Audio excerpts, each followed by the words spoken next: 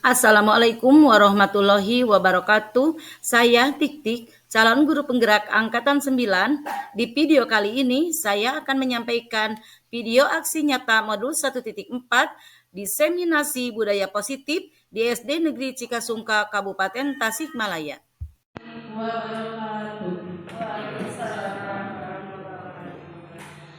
Alhamdulillahirabbil alamin wassalatu wassalamu ala asrofil anbiya'i wal mursalin wa ala alihi washabbihi ajmain amma ba'd. Seraya memanjatkan puji dan syukur kehadirat ilahi rabbi, tak lupa salawat beserta salam selamanya tercurah limpahkan kepada junjungan kita Nabi Muhammad sallallahu alaihi wasallam. Yang terhormat Bapak Kepala SD Negeri Mekarsari, yang saya hormati Bapak Ibu Guru peserta diseminasi budaya positif calon guru penggerak. Baiklah, supaya kegiatan hari ini berikan kelancaran, mari kita bersama-sama mengucapkan Bismillah bersama-sama. Bismillahirrahmanirrahim. Acara selanjutnya yaitu sambutan. Sebelumnya perlu diketahui bahwa kegiatan hari ini acara diseminasi calon guru penggerak diikuti oleh 2 sekolah. Dikarenakan Ibu Kepala dari SD Negeri Cikasungka merupakan calon guru penggerak, maka sambutan akan disampaikan oleh Bapak Kepala SD Mekarsari. Kepada Bapak Cecep Bahrul Muhid SPDI kami persilahkan.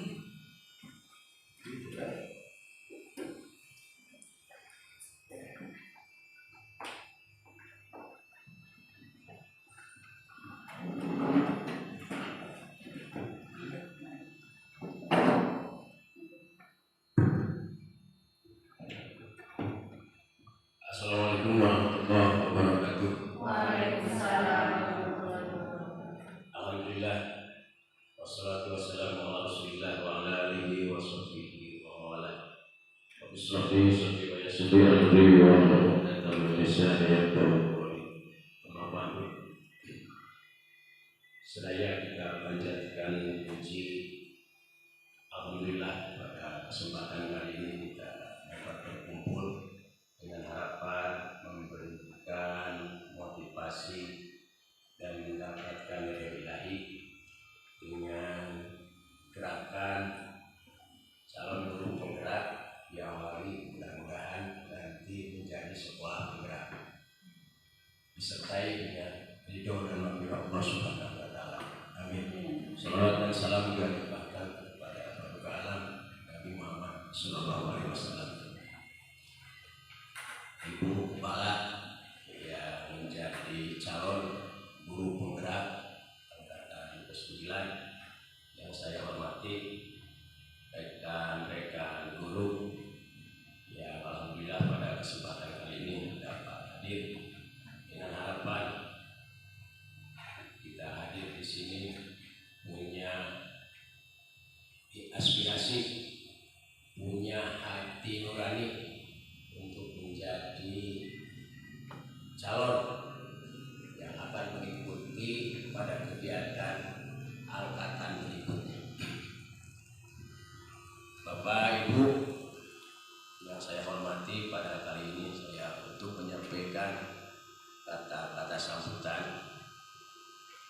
Pertama, terima kasih kepada Ibu Kepala yang senantiasa sudah mewakili dari ranting dari SD untuk mengikuti guru penggerak dengan harapan mudah-mudahan yang ada di Cikasungka, di Mekarsari, Tanjung Sari pada khususnya menjadikan motivator dan kita termotivasi dengan adanya guru penggerak. Dan bagi kita, dan saya harapkan berbeda dengan kami, hanya beberapa tahun lagi sudah di ujung tanduk. Maka ayat gerakan CPG atau CPPN itu diantepkeun gitu. Lain berarti ngabikeun terhadap aturan dan perundang-undangan atau aturan bisnis, tapi mengingat penginten situasi jeung kondisi terutama kemampuan penginten abdi mah gitu. Banyak kesibukan lain. Nah itu saya harapkan himbauan. Terima kasih kepada rekan-rekan dari SD Mekarsari pula yang sudah mengikuti dan menghadiri pada undangan kami seolah-olah. Jadi terima kasih. Dugi kasih puri waktu ngawihkeun urang kali dengan alasan ada keperluan lain. Mudah-mudahan atas hadirnya kegiatan acara ini menjadikan motivasi bagi kita semua dan semoga ibu sebagai calon ada dalam kelancaran.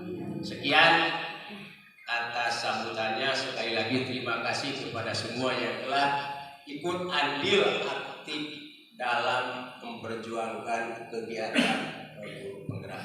Wassalamualaikum warahmatullahi wabarakatuh. Bapak Ibu yang berbahagia, acara selanjutnya yaitu penyampaian diseminasi budaya positif dari calon guru penggerak. Kepada Ibu Dik-Dik SPD SD kami persilakan.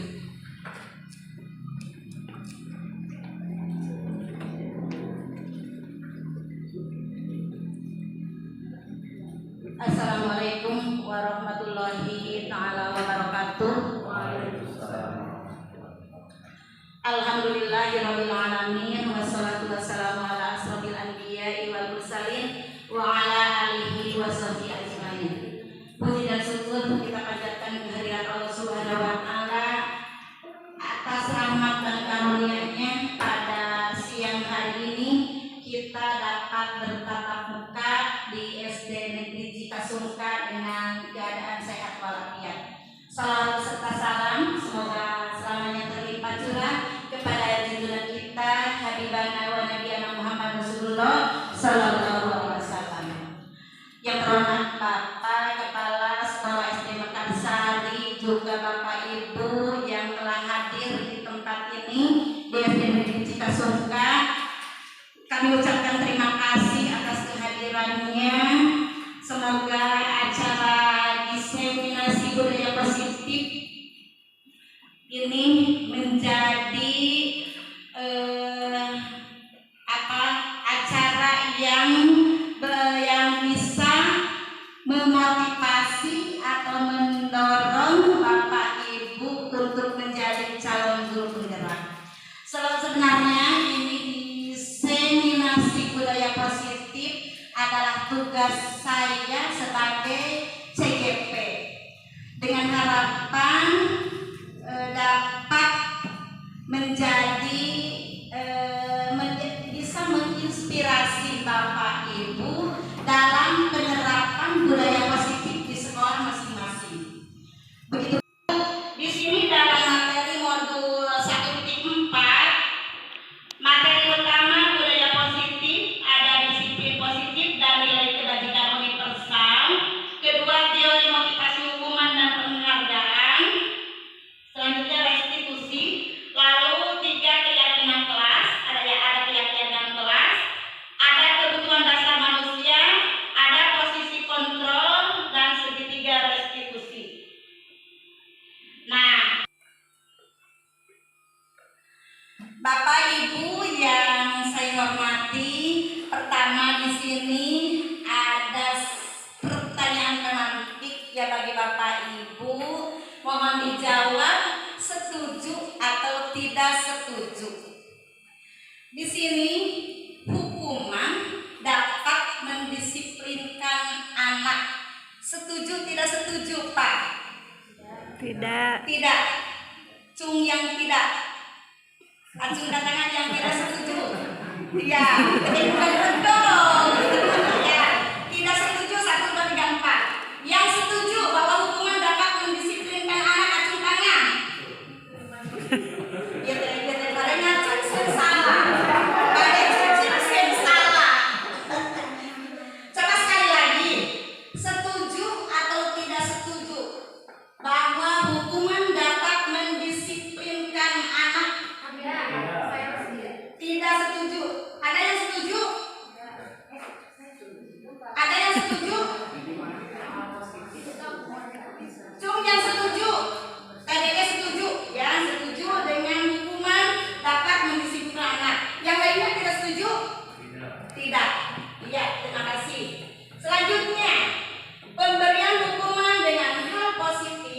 seperti membaca atau membersihkan halaman sekolah dapat meningkatkan disiplin anak. Setuju tidak setuju? Setuju. Pemberian hukuman dengan hal positif seperti membaca atau membersihkan halaman sekolah dapat meningkatkan disiplin anak. Bapak Ibu setuju? Semuanya setuju? Setuju? Ya, Bu Hani? Tidak. Ya, sendiri Bu Hani yang tidak setuju. Selanjutnya, memberi penghargaan dapat meningkatkan motivasi belajar anak. Setuju tidak setuju? Memberi penghargaan, memberi hadiah. Setuju? Pak Asep setuju? Oke, semua setuju ya di bagian 3. Nah, itu adalah suatu pemahaman awal kita setelah kita kupas dulu. Nah, di sini ada disiplin positif. Disiplin berasal dari bahasa Latin disiplina yang artinya belajar. Mana asal dari kata ini berkonotasi dengan disiplin diri dari murid-murid Sokrates dan Plato. Disiplin diri membuat orang menggali potensinya menuju sebuah tujuan apa yang dia hargai. Namun dalam budaya kita, makna kata disiplin telah berubah menjadi suatu yang dilakukan seseorang pada orang lain untuk mendapatkan kepatuhan dan memiliki kecenderungan ketidaknyamanan, serta sering dihubungkan dengan kata tertib yang dihubungkan dengan sanksi dan hukuman bagi yang melanggarnya. Itu berkembangnya kata disiplin positif ya. Selanjutnya, nah di sini ada nilai-nilai kebajikan universal. Sesuai dengan judul dari modul 1.4 yaitu budaya positif, di sini berkaitan dengan nilai-nilai kebajikan. Ada sifat-sifat positif manusia yang merupakan tujuan mulia yang ingin dicapai setiap individu. Lalu nilai-nilai tersebut bersifat universal dan lintas bahasa, suku bangsa, agama maupun latar belakang. Nah, selanjutnya nilai-nilai kebajikan universal, Dian dosen mengemukakan bahwa dengan mengaitkan nilai-nilai kebajikan yang diyakini seseorang, maka motivasi intrinsiknya akan terbangun sehingga menggerakkan motivasi dari dalam untuk dapat mencapai tujuan mulia. Nilai-nilai kebajikan universal di sini nilai-nilai kebajikan yang ingin dicapai oleh setiap anak Indonesia, yaitu dengan profil pelajar Pancasila yang ada yang 6 dimensi itu, yaitu beriman, bertakwa kepada Tuhan Yang Maha Esa dan berakhlak mulia, lalu mandiri, bernalar kritis, berkebinekaan global, bergotong royong dan kreatif. Selanjutnya,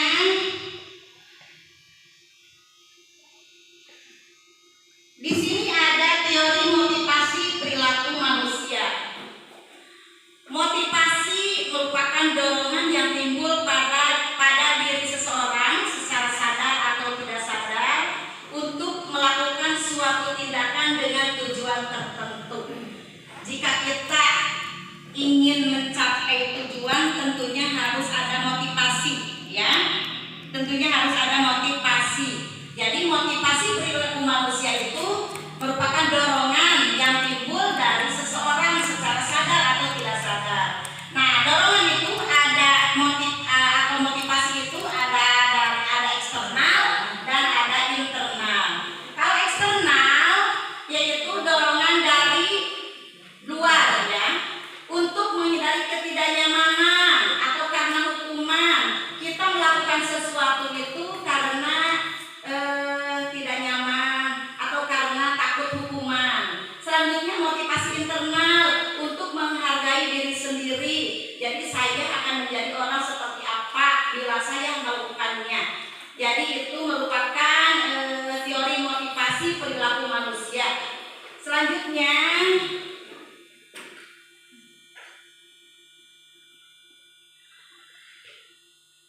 Kita di sini akan mempelajari atau akan membedakan apa itu hukuman yang tadi di pertanyaan pertama ya, pertanyaan pemantik, apa itu konsekuensi, apa itu dihukum dengan penghargaan, apa itu restitusi.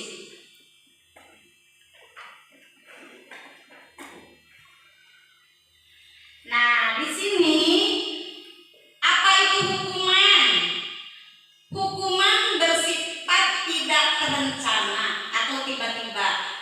Anak atau murid tidak tahu apa yang akan terjadi dan tidak dilibatkan. Hukuman bersifat satu arah dari pihak guru yang memberikan dan murid hanya menerima suatu hukuman tanpa melalui suatu kesepakatan atau penghargaan dari pihak guru, baik sebelum atau sesudahnya. Hukuman yang diberikan bisa berupa fisik maupun psikis. Murid atau anak disakiti oleh suatu perbuatan atau kata-kata. Jadi kita dengan mengungkapkan kata keras atau dengan gerakan badan menunjuk itu sudah merupakan hukuman ya. Hukuman, karena hukuman di sini hukuman itu ada yang bersifat fisik ataupun psikis ya. Nah, di sini selanjutnya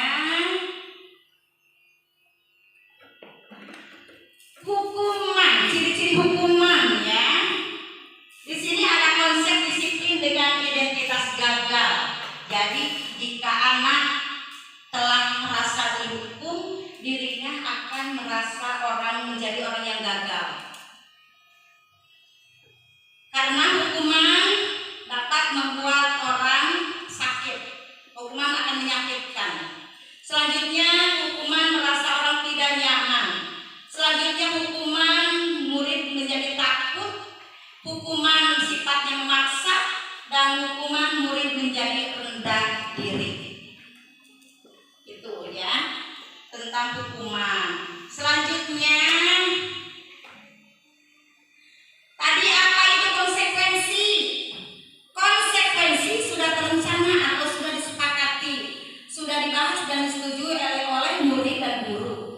Umumnya bentuk-bentuk konsekuensi dibuat oleh pihak guru atau sekolah dan murid sudah mengetahui sebelumnya konsekuensi yang akan diterima bila ada pelanggaran. Nah, di sini tentang budaya positif kita mengubah kata yang sudah membudaya di sekolah seperti tata tertib kelas yang dibuat oleh pihak guru dan anak hanya melakukan.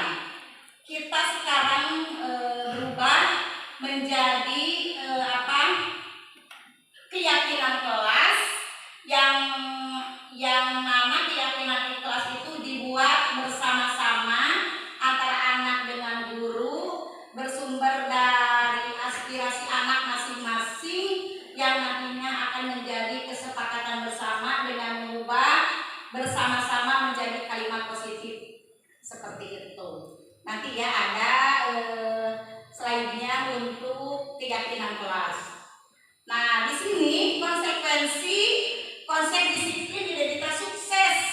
Karena konsekuensi itu sudah diketahui. Jadi anak sudah mengetahui apa yang mereka gagal. Jadi dari awalnya sudah diketahui. Di sini konsekuensi disiplin identitas sukses. Pengetahuan penguatan jangka pendek, perlu monitoring berkelanjutan. Lalu stimulus respon, murid menghormati peraturan, kehilangan waktu untuk merenungi kesalahan. Nah, ini konsekuensi. Jadi mana nanti dipilih-pilih oleh Bapak Ibu? Apakah untuk menyelesaikan anak yang melanggar aturan itu akan ke hukuman atau ke konsekuensi atau nanti ke restitusi atau dengan penghargaan. Ya, nanti dipilih setelah selesai. Nah, di sini dihukum dengan penghargaan. Sebenarnya kita memberi penghargaan terhadap anak seolah kita memberi reward, ya, memberi kebahagiaan. Padahal di sisi lain penghargaan itu merupakan hukuman.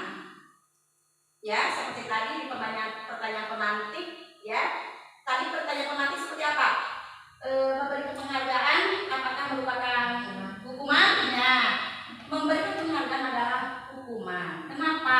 Karena ada banyak siswa yang merasa tersakiti. Jadi yang bahagia itu hanya 1 orang. Di kelas ada 30 orang, sementara yang bahagia itu hanya 3 orang yang mendapat ranking 1, ranking 2, ranking 3, atau yang mendapat hadiah. Siswa yang 27 orang merasa rendah diri, merasa tersakiti, merasa kecewa, seperti itu. Baik penghargaan maupun hukuman adalah cara-cara mengontrol perilaku seseorang yang menghancurkan potensi untuk pembelajaran yang sesungguhnya. Ketika anak mendengar temannya menjadi juara 1, 2, 3 dengan tepuk tangan di kelas yang sorak-sore, anak yang tidak mendapatkan tepuk tangan, yang tidak dikasih penghargaan akan merasa kecewa, seperti itu. Selanjutnya, ngantuk tidak Bapak Ibu? Tidak. Terima kasih. Ada kopinya, silakan diminum dulu ya. Nah, di sini dihukum dengan penghargaan. Konsep disiplin dengan identitas gagal. Sebenarnya tuh di sini penghargaan itu konsepnya gagal. Jadi tidak efektif, merusak hubungan. Bisa merusak hubungan katanya ya Bu. Jadi merasa iri. Kadang-kadang antar siswa menjadi saling iri, balik-balik. Ya, ada rasa kecewa. Nah, mematikan kreativitas. Saya tidak mau belajar dari yang sudah ranking 1 yang selalu mendapat hadiah adalah si A. Seperti itu. Menghukum dengan sistem ranking. Nah, di sini adalah dihukum dengan penghargaan itu konsep disiplin dengan identitas gagal. Jadi berarti kita harus mengubah paradigma ya Bapak Ibu.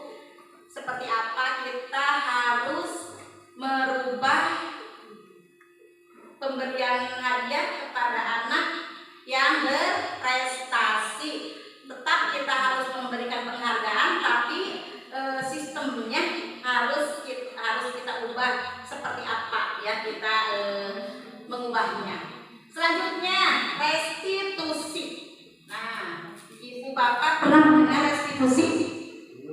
Belum. Ya. Saya pun mendengar atau melihat kata restitusi setelah di calon guru penggerak. Ada kata restitusi. Sebenarnya restitusi ini adalah kata-kata umum ya yang sering dipakai di lembaga hukum ya. Nah, restitusi adalah proses menciptakan kondisi bagi murid untuk memperbaiki kesalahan mereka sehingga mereka bisa kembali pada kelompok mereka dengan karakter yang lebih kuat. Restitusi juga adalah proses kolaboratif yang mengajarkan murid untuk mencari solusi pada masalah dan membantu murid berpikir tentang orang seperti apa yang mereka inginkan dan bagaimana mereka harus memperlakukan orang lain. Itu Glenn Charlson ya. Restitusi membantu murid menjadi lebih memiliki tujuan, disiplin positif dan memulihkan dirinya setelah berbuat salah. Nah, di sini ada tahapan restitusi. Identitas sukses seperti konsekuensi dan restitusi merupakan identitas sukses, dan hukuman menghukum dengan penghargaan itu merupakan identitas gagal. Itu konsep disiplin. Kalau di konsekuensi tadi sudah dipaparkan, restitusi barusan juga sudah. Nah, itulah yang dinamakan termasuk ke identitas sukses. Itu tentang konsep disiplin. Restitusi, konsep disiplin dengan identitas sukses. Di sini murid bertanggung jawab untuk perilakunya, fokus pada pemecahan masalah jangka panjang, murid menghormati dirinya dan orang lain, lalu teori kontrol dirinya memegang kontrol. Jadi teori kontrol ini dapat anak yang melakukan teori kontrol. Murid bersemangat memperbaiki kesalahan. Ini adalah manfaat dari restitusi. Selanjutnya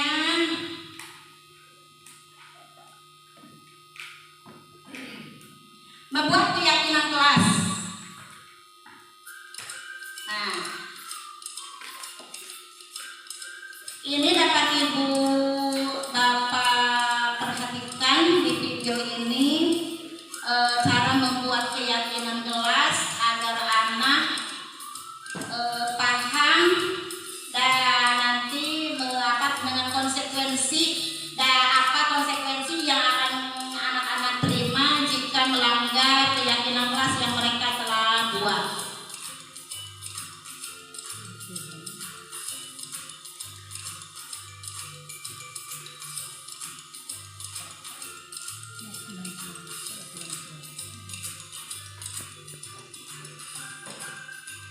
Ini merubah paradigma lama ya Bu tentang tata tertib dengan merubah keyakinan kelas. Semoga dapat menginspirasi Bapak sekolah masing-masing. Selanjutnya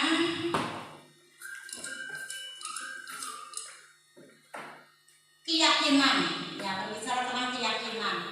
Di sini keyakinan itu nilai-nilai kebajikan universal yang sepakati secara tersirat dan tersurat, lepas dari latar belakang suku, negara, bahasa maupun agama. Jadi ini sifatnya universal.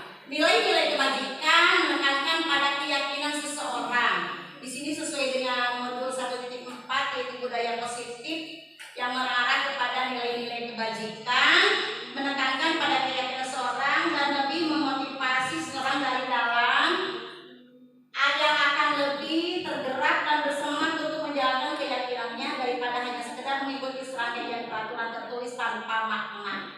Itu tentang keyakinan ya. Selanjutnya perbedaan peraturan dan keyakinan kelas. Peraturan yang dulu telah kita buat dan keyakinan kelas yang harus sekarang kita lakukan ya, membuat keyakinan kelas. Di peraturan tertulis selalu kembalikan buku ke tempatnya. Di keyakinan kelas dengan kata-kata kebajikan yaitu dengan kata tanggung jawab. Kata tanggung jawab ini maknanya universal, bisa menyeluruh, bukan hanya saja ke mengembalikan buku ke tempatnya. Lalu di peraturan dilarang mengganggu orang lain. Nilai kebajikannya menghormati orang lain. Dapat Bapak Ibu lihat perbedaannya ya di peraturan dan keyakinan kelas. Di peraturan kelas hadir di sekolah 15 menit sebelum pembelajaran dimulai. Nah, di keyakinan kelas menghormati orang lain atau berkomitmen. Selanjutnya di peraturan dilarang melakukan kekerasan. Di keyakinan kelasnya keselamatan menghormati orang lain. Itu keselamatan menghormati orang lain. Seperti ini ya Bu, Bapak. Misalnya di saat COVID anak-anak diwajibkan memakai masker. Nah, nilai dari budaya positifnya apa? Anak-anak disuruh menggunakan masker, kira-kira? Iya, untuk kesehatan seperti itu. Jadi di keyakinan kelas lebih ke universal. Itunya tidak mengerucut ya dengan penafsiran yang luas. Selanjutnya bergantian atau menunggu giliran. Budaya positifnya apa? Menghormati orang lain, bersabar. Ini di keyakinan kelas. Gunakan masker. Ada di sini ya, gunakan masker. Nah, budaya positifnya kesehatan dan keselamatan. Jadi untuk kesehatan tidak hanya saja gunakan masker. Kalau di peraturan anak harus menggunakan masker, tapi di keyakinan kelas kesehatan dan keselamatan di kesehatan kan tidak hanya menggunakan masker. Banyak makna dari kesehatan. Bisa misalnya menjaga kebersihan badan, bisa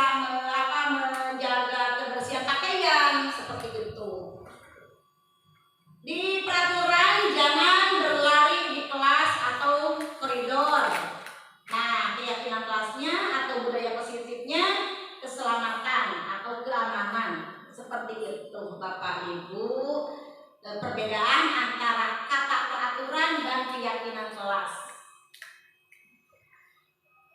Ngantuk tidak Bapak Ibu?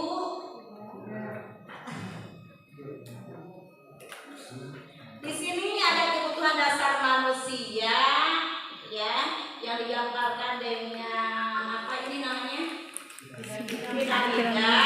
Kebutuhan dasar manusia itu yaitu kebutuhan fisiologi, rasa aman, kasih sayang, dan aktualisasi diri.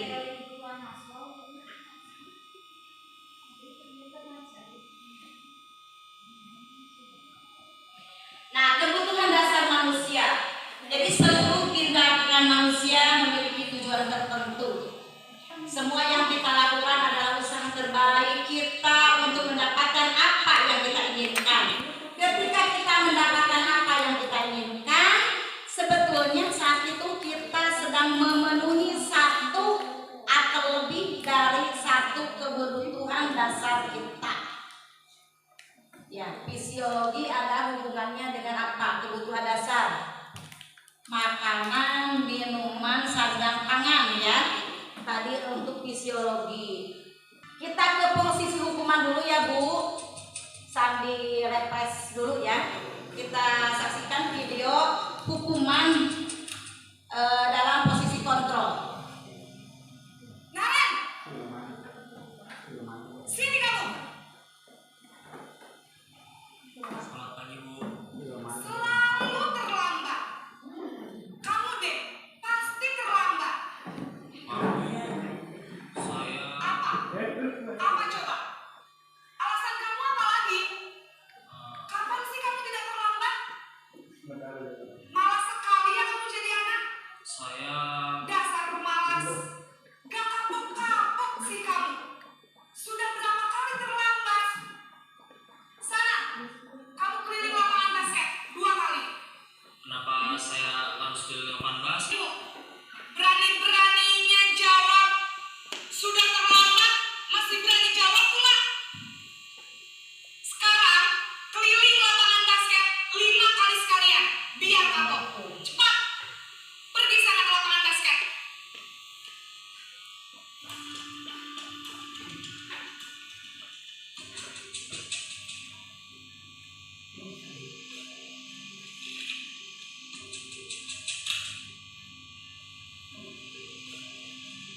Naren!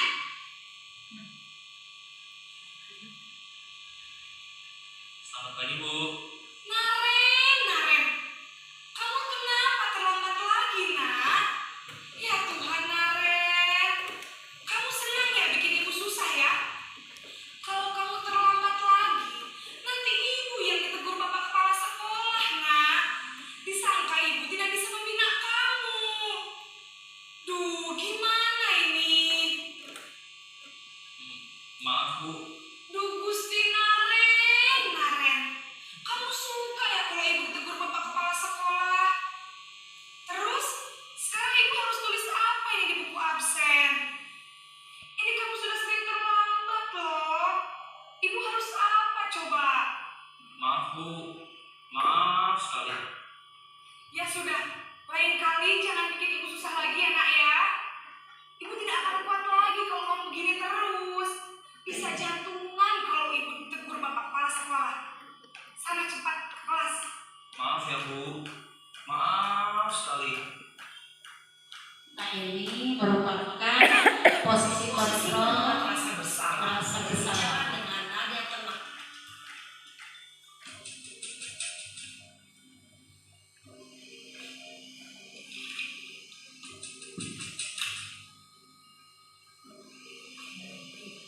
Naren!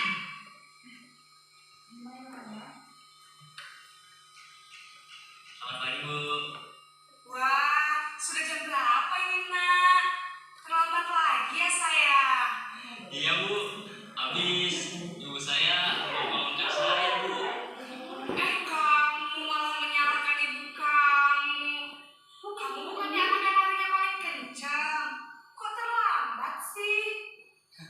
Iya Bu, saya memang terlambat bangun tadi.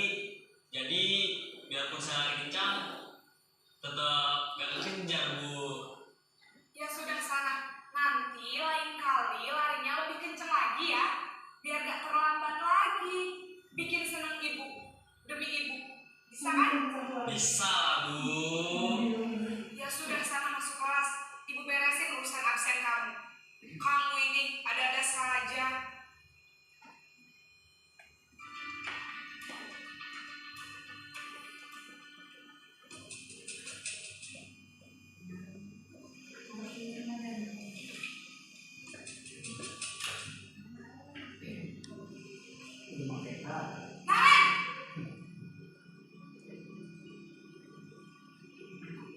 Selamat pagi, Bu. Naren, apa peraturan sekolah kita tentang jam berapa kita harus masuk sekolah, nak?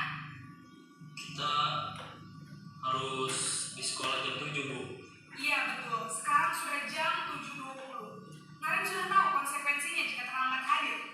Paham, Bu. Saya harus tinggal kelas pas jam istirahat selama 20 menit. Iya benar, konsekuensinya demikian. Jadi nanti jam 9.30 pas istirahat, kamu harus tinggal di kelas, kerjakan tugas tambahan untuk ketertinggalan kamu, ya? Baik, Bu.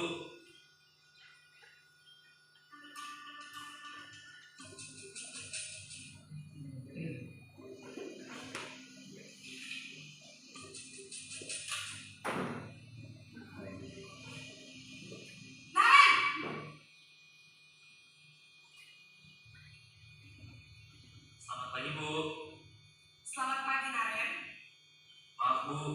Saya terlambat. Iya, sekolah masuknya jam 7, sekarang sudah jam 7.20. Jadi sekarang bagaimana ini, Naren? Maaf, Bu. Saya lupa setel alarm saya semalam. Baiklah, menurut kamu, keyakinan sekolah yang mana yang perlu kamu tingkatkan? Menghargai diri sendiri dan orang lain mungkin ya, Bu. Setuju. Jadi, apakah Naren meyakini prinsip saling menghormati tersebut? Iya, Bu. Saya meyakininya. Apakah Naren bersedia memperbaiki masalah keterlambatan ini? Bersedia, Bu. Bagaimana kamu akan memperbaiki masalah keterlambatan ini? Saya akan coba untuk tidak lupa menyetel alarm saya, Bu. Baik, kalau Naren lupa menyetel alarm di rumah, ada orang yang kira-kira bisa bantu mengingatkan tidak? Ada, Bu. Kata saya, Kak Emma. Ada lagi selain Kak Emma? Selain Kak Emma, ada ibu saya. Baik, jadi yang mengingatkan Naren adalah Kak Emma dan ibu kamu ya. Kira-kira akan mulai setel alarm kapan nih, Naren? Setelah pulang sekolah, akan segera saya lakukan. Baik, jadi Naren akan setel alarm untuk bangun besok pagi dan akan diingatkan oleh kakak dan ibu dan Naren ya. Ada lagi yang mungkin perlu dilakukan, Naren, agar tidak terlambat bangun lagi? Tidak ada, Bu. Baik, Naren, terima kasih untuk kerjasama kamu. Sekarang kamu perlu kembali ke kelas untuk belajar. Baik, Bu. Terima kasih.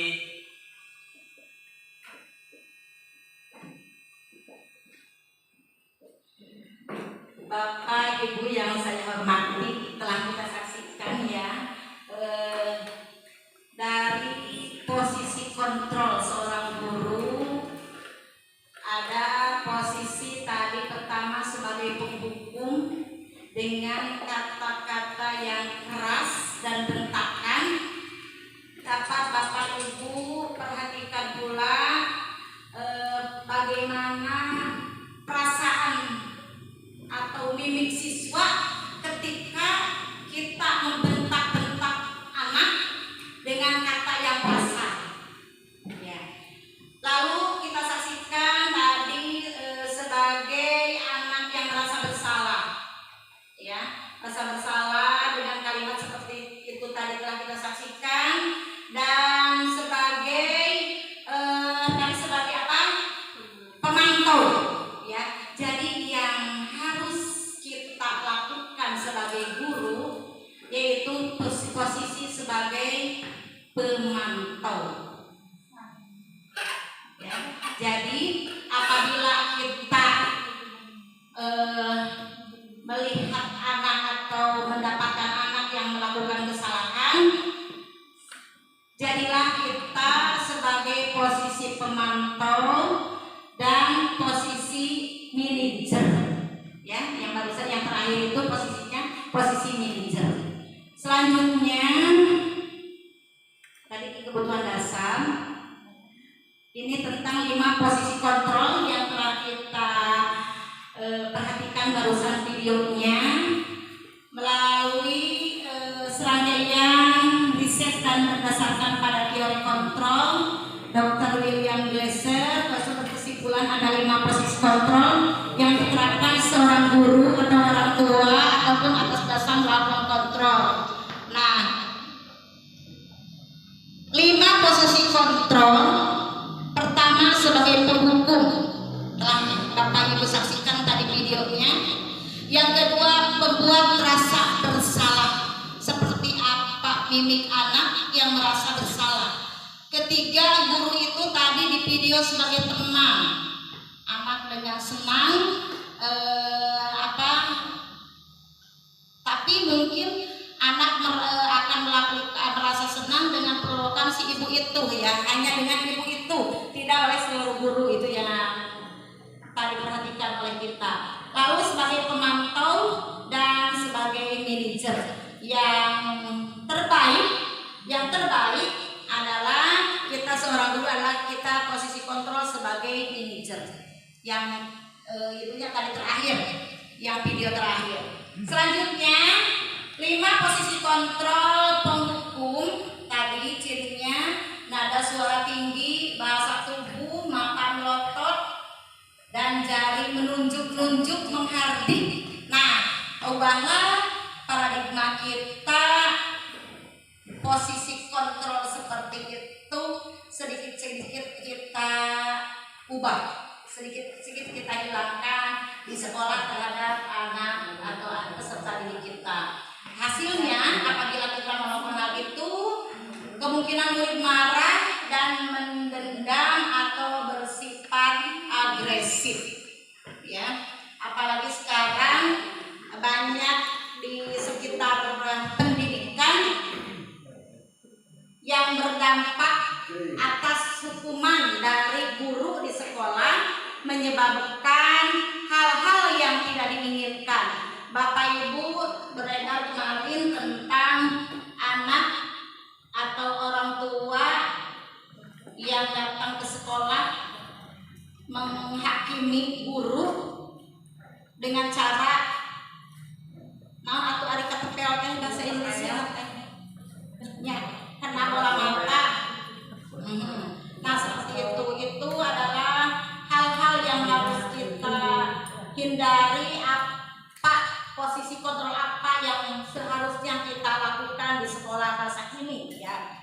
Selanjutnya di sini ada posisi sebagai teman, tadi nada suara yang ramah, akrab, bercanda, bahasa tubuh merapat pada murid, mata dan senyum jenaka. Hasilnya hanya akan berbuat sesuatu bila yang menyuruh adalah guru tersebut, dan belum tentu berlaku yang sama dengan guru atau orang lain. Nah, itu. Selanjutnya posisi kontrol pemantau, nada suara datar, bahasa tubuh yang formal. Hasilnya murid memahami konsekuensi yang harus dijalankan karena telah melanggar. Nah, selanjutnya posisi kontrol sebagai manajer, nada suara tulus, bahasa tubuh tidak kaku, mendekat ke murid, dan hasilnya murid menemukan solusi atas permasalahannya sendiri. Nah, itu yang diharapkan tentang budaya positif pada posisi kontrol. Selanjutnya ada segitiga restitusi. Nah, di segitiga restitusi yaitu sebagai solusi untuk mengambil tindakan bagi anak yang melakukan kesalahan. Pertama, menstabilkan identitas dulu, lalu selanjutnya menanyakan keyakinan dan validasi tindakan yang salah. Pertama, menstabilkan identitas, kedua, validasi tindakan yang salah, ketiga, menanyakan keyakinan. Nah, dari menstabilkan identitas kita bisa berkata kepada anak, jadi begini ya Bapak Ibu, jika ada anak yang melakukan kesalahan di kelas,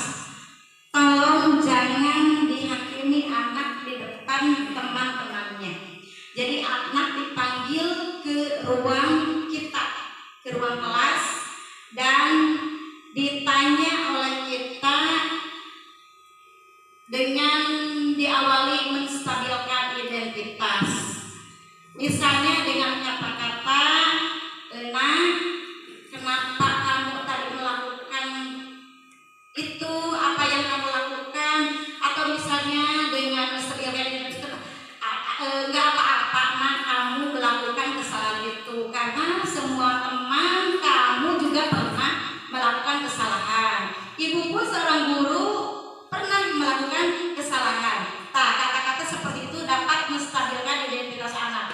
Jadi anak dipanggil ke kantor pasti merasa sok kumaha di urang. Nah, jadi harus distabilkan dulu oleh kita. Selanjutnya, jadi yakinkan kepada anak bahwa bukan dia satu-satunya yang pernah melakukan kesalahan. Jadi manggil anak ke kantor teh bukan diintegrasi. Kamunya kunaon atuh kamu teh benar bisa dipatahan. Kan kita seperti itu ya biasanya. Kadang ngarep ibu ti kamari ngomong. Jangan suka menjahili orang. Nah, paradigma baru kita ubah ke stabilkan dulu identitas, apa permasalahannya. Barangkali anak melakukan itu karena ada kebutuhan dasar anak yang tadi 5 kebutuhan dasar anak tidak terpenuhi. Bisa saja anak melakukan jahil kepada temannya karena memang kurang kasih sayang. Jadi harus dicari dulu, divalidasi dulu tindakan yang salahnya. Selanjutnya menanyakan keyakinan. Setelah anak divalidasi tindakan penyebabnya apa melakukan itu, lalu anak tanya tindakan keyakinan kelas apa yang telah kalian langgar, seperti itu. Jadi divalidasi tindakan yang salah, menanyakan kamu tentu punya alasan mengapa kamu melakukan itu, seperti itu. Adakah cara yang lebih efektif untuk mendapatkan apa yang kamu butuhkan? Misalnya anak tidak mengerjakan PR di kelas, lalu kita interogasi langsung itu, kenapa kamu tidak mengerjakan PR? Kamu teh pemalas, apa dengan kata-kata yang itu? Nah, itu harus dihindari ya, harus diubah ke segitiga restitusi untuk mencari solusi penyelesaian masalah di kelas.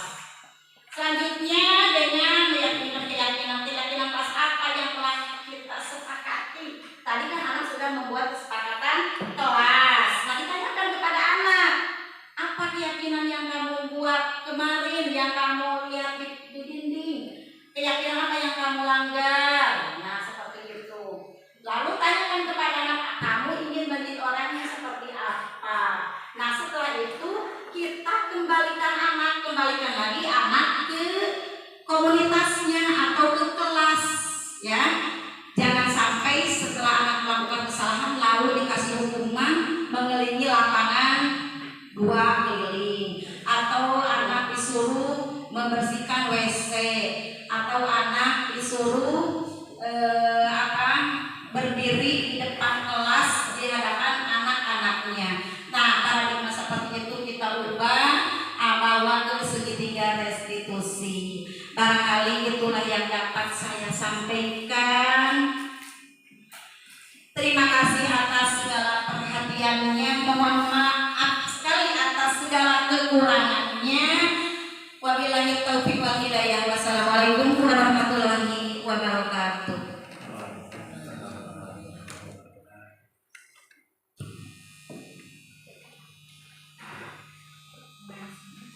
Calon guru penggerak ini sudah selesai. Mari kita akhiri dengan ucapan hamdalah bersama-sama. Alhamdulillah. Mohon maaf atas segala kekurangan dan kehilapan. Terima kasih atas segala perhatiannya. Wassalamualaikum warahmatullahi wabarakatuh.